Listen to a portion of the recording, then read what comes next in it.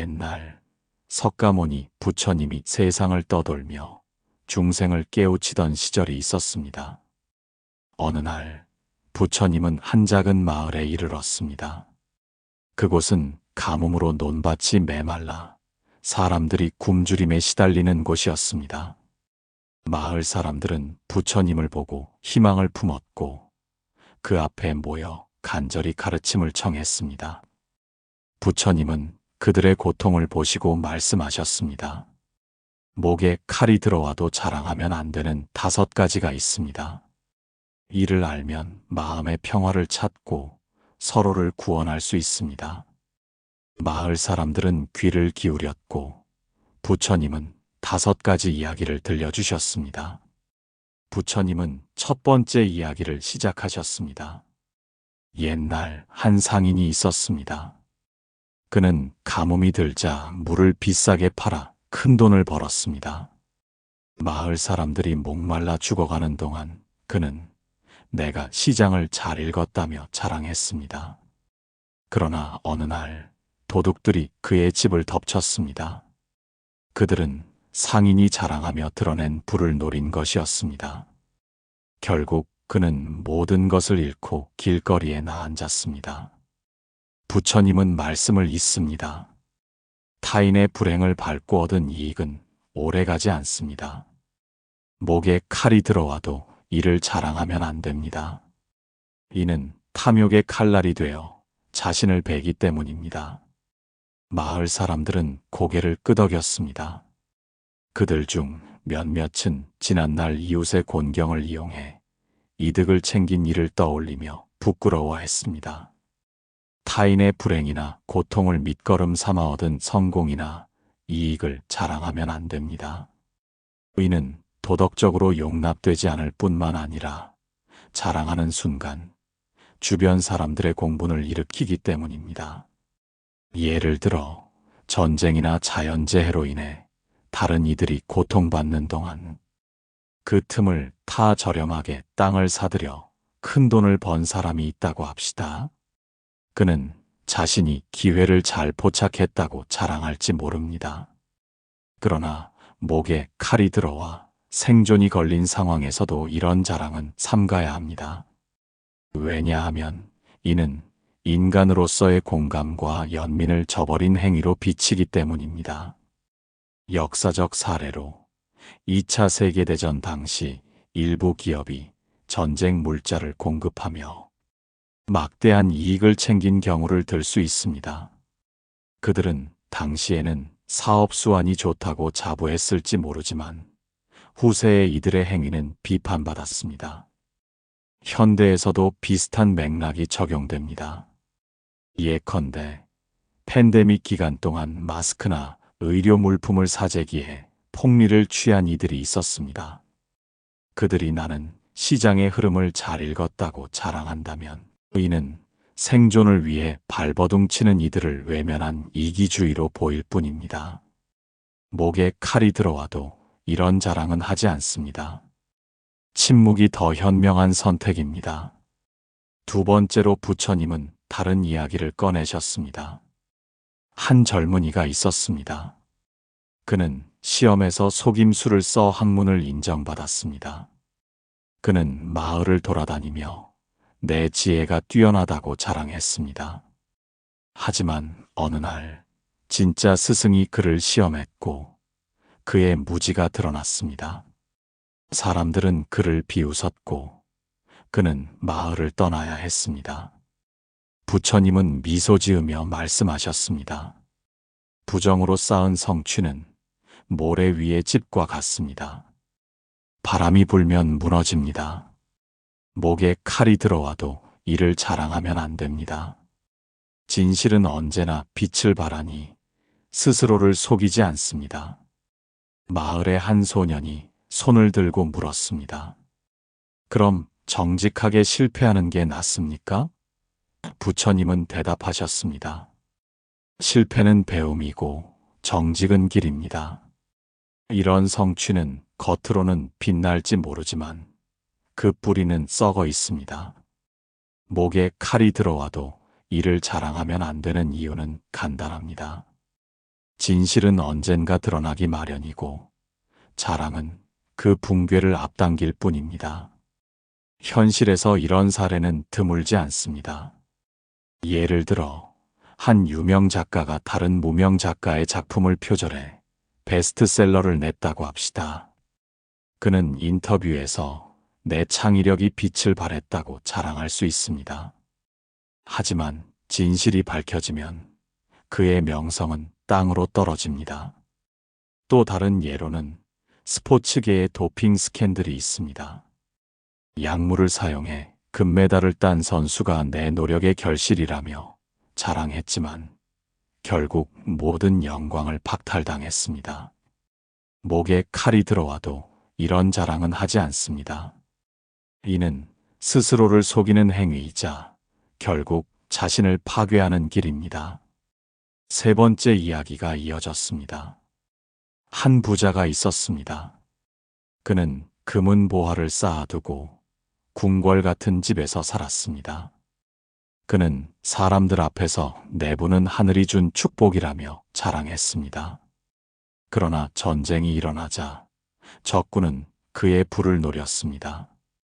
그는 도망치다 목숨을 잃었고 그의 재물은 불타 사라졌습니다. 부처님은 조용히 말씀하셨습니다. 부는 도구일 뿐 삶의 전부가 아닙니다. 과도한 부를 자랑하면 집착이 생기고 집착은 고통을 낳습니다. 목에 칼이 들어와도 이를 자랑하면 안 됩니다. 나누는 마음이야말로 진정한 부입니다. 마을 사람들은 서로를 보며 생각했습니다. 가진 것을 나누면 가뭄 속에서도 함께 살 수 있지 않을까? 부는 노력의 결과일 수 있고 자랑할 만한 요소로 여겨지기도 합니다. 그러나 목에 칼이 들어올 만큼 극단적인 상황에서 부를 자랑하는 것은 오만으로 비칠 뿐만 아니라 주변의 적대감을 키웁니다.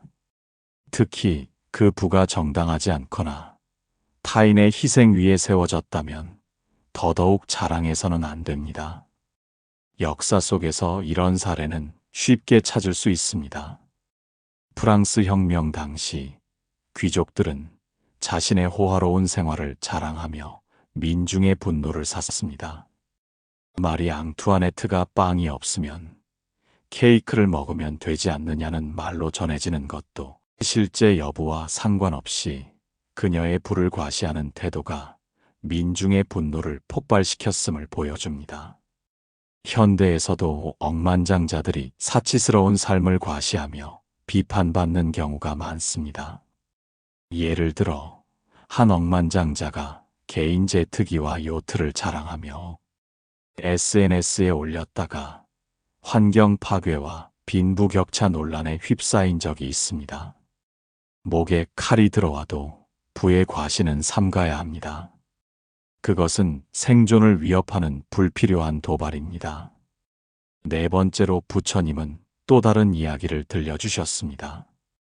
한 수행자가 있었습니다.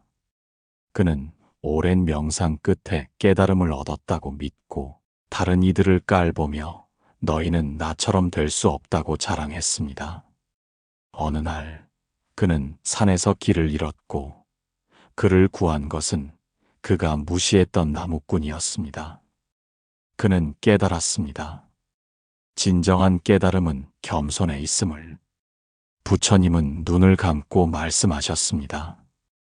우월감은 마음의 어둠입니다. 타인을 낮추는 자는 자신을 높일 수 없습니다. 목에 칼이 들어와도 이를 자랑하면 안 됩니다. 모든 생명은 서로 연결되어 있으니 존중이 곧 평화입니다. 마을의 한 노인이 눈물을 흘리며 말했습니다.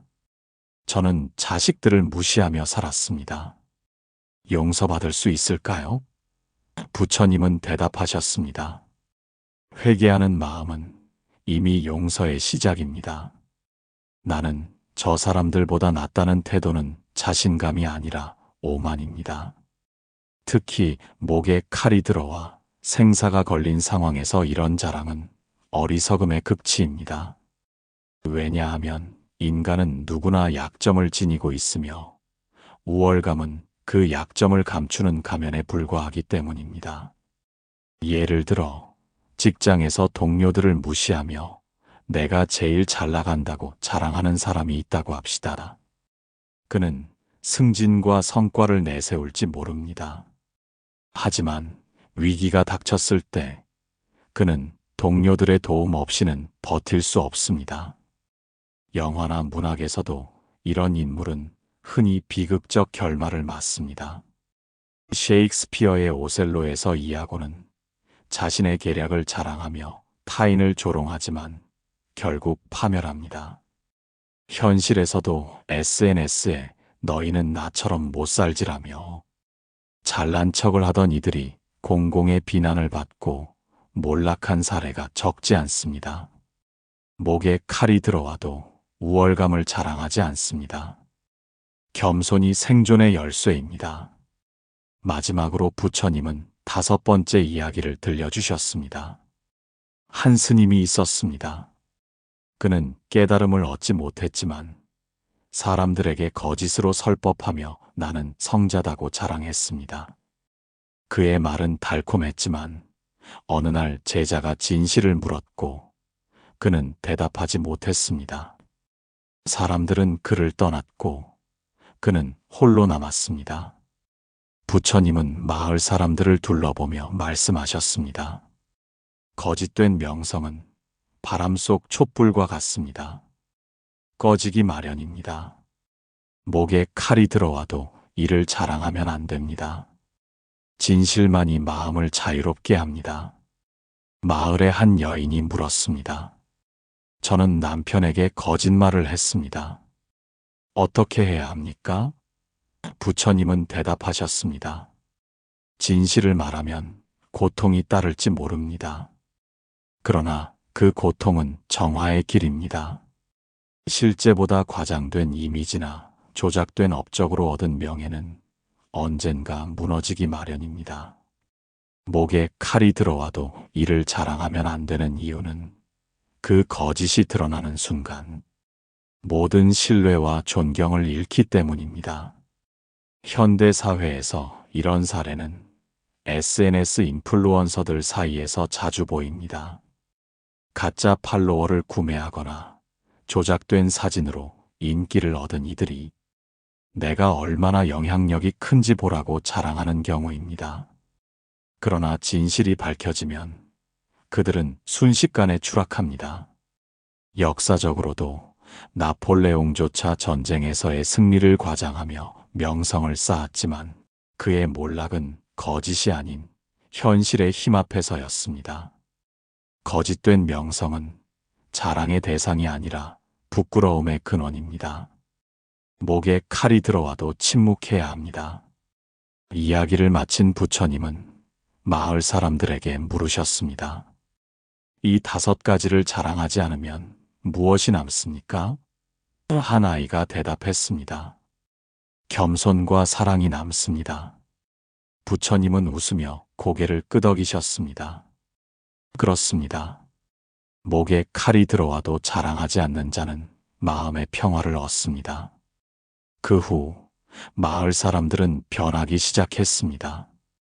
물을 나누고 정직하게 일하며 서로를 존중했습니다. 가뭄은 여전했지만 그들의 마음은 메마르지 않았습니다. 어느 날 하늘이 열리고 비가 내렸습니다. 사람들은 그것이 부처님의 가르침 덕분이라 믿었습니다. 그러나 부처님은 이미 다음 마을로 떠나신 후였습니다. 부처님은 말씀하셨습니다.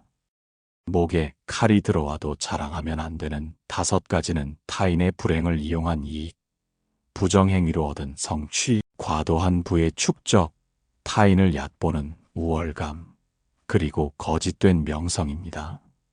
이를 버리면 집착이 사라지고 집착이 사라지면 고통이 멈춥니다. 이 가르침은 마을을 넘어 세상으로 퍼져나갔습니다. 그리고 오늘도 우리에게 묻습니다. 당신은 무엇을 자랑하고 있습니까? 여러분은 오늘 이야기를 통해 무엇을 느끼셨나요? 오늘 이야기에서 여러분이 얻은 깨달음이 있다면 댓글 남기시고 해결하고 싶은 고민이 있으면 사연 남겨주세요. 내일도 의미 있는 영상으로 찾아뵙겠습니다. 내일 다시 만나기 위해 지금 구독과 좋아요를 눌러주세요. 내면의 소리, 평정심이었습니다. 내일 봅시다.